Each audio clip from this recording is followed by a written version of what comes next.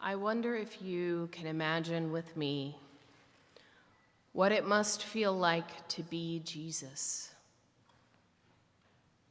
Born to a family that did not expect you, at least not in the traditional way.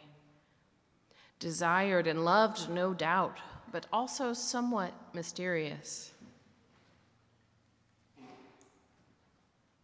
And they did not understand you, could not fully understand you. As you continue to grow, those around you look at you a bit strangely. But mostly they are your people, and this is your community. You go on to find a group of people who want to hear what you have to say, and you have so much to say. Who want to understand what about you is so strange, what to others seems scary. You share your life with these people.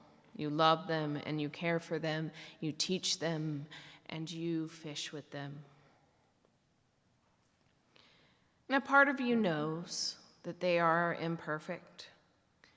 At times they will lose sight of what is right. At times they will give in to fear and even betray you. But you love them anyhow. You teach them and you laugh with them and you cry with them anyhow. Then one of them goes to the leaders who are trying to destroy you, who are desperate to get you to stop teaching, and helps them find a way to arrest you. Even then, you do not stop. Some things are more important than fear. Some things are more important than perfection. Some things are more important than just one man. So you don't stop him. You warn him, but a part of you knows he will not listen. You warn them all about what is coming, but they won't get it.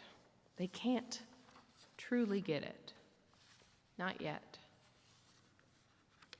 And you continue down this path, doing what you know to be right, though you know that it will bring pain and death. And the soldiers come and they take you, and the leaders interrogate you and mock you. And your best friend denies you. And the people who once sang your praises now jeer at you and demand your death. Nonetheless, you continue. And after being broken open emotionally through denial and judgment, you are broken open physically, whipped, crucified. And the last thing you see in your body, in this body that has allowed you to love the way your people love, the last thing you see before that body ceases to pump blood is your mother, alone, weeping, hopeless, swept up in a plan much bigger than herself. And then you die. And like you were broken open, the world is broken open. The veil at the altar tears. There is an earthquake. The sun is lost to view. Judas and Peter and all those who once followed Christ eagerly are confronted openly and blatantly with a hard truth, a hard reality that their choices do not happen in a vacuum. And it dawns on them how deeply they have hurt someone they claim to love. I imagine it is a profoundly devastating thing to be confronted all at once, to know exactly how much pain you have been responsible for in your life. It was too much for Judas, certainly. This is when the imagining gets a bit harder. We are told that Jesus goes down to release all the dead. Some say from Sheol, some from hell, some from purgatory. I do not know.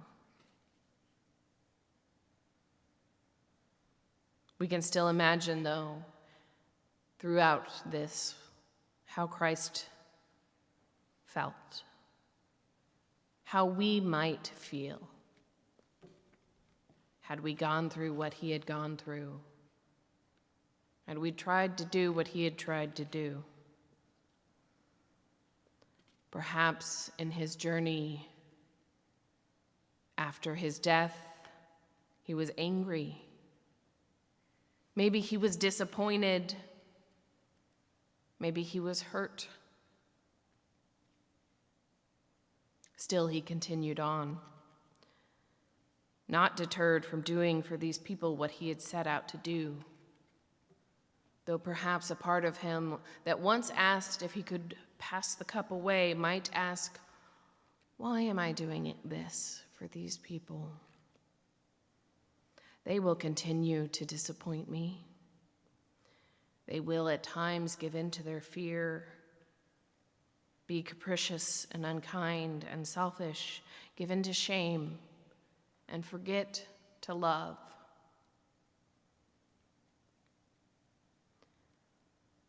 In my imagining, at this point, I see Jesus suddenly look up as he is tempted by his anger and his pain, and he notices something. He notices the women,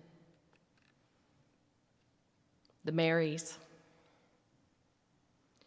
driven by wondering and love, perhaps without even conscious thought, and simply a sense of yearning.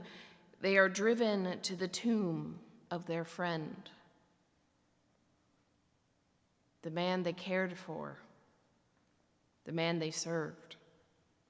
Distressed and uncomprehending of the past few days and what they had witnessed, but wanting to do something, to demonstrate to themselves, if nothing else, that there was something to do in such a painful and chaotic and uncertain time. And I imagine that his anger, should it exist in that moment, dissipates immediately. Like all of us, Jesus is human and more. And all the pain and disappointment and loss and confusion breaks open, and once more the earth shatters, shakes with the power of the divine, to reveal once more and further on something that a part of all of us knows deep down inside. We just need sometimes to roll away the stone to see. The yearning we feel for one another, for connection, to be understood. The love we can achieve, even in the most imperfect ways, is at the core, the whole point of all of this. The whole point of life and death and birth and rebirth and resurrection. And like the phoenix, as we are reborn and broken open, what changes is not our substance, but our capacity. We once more enter into the Easter season and are reminded We are bolstered, we are born anew into the hope of spring, the hope of the possibilities of love, the hope that tomorrow we will try harder, we will be better, we will love more, we will find our way back to one another, back to God, back to this simple kind of love. And as that hope springs eternal once more, we are resurrected through Christ, and we get to live again and again. Amen.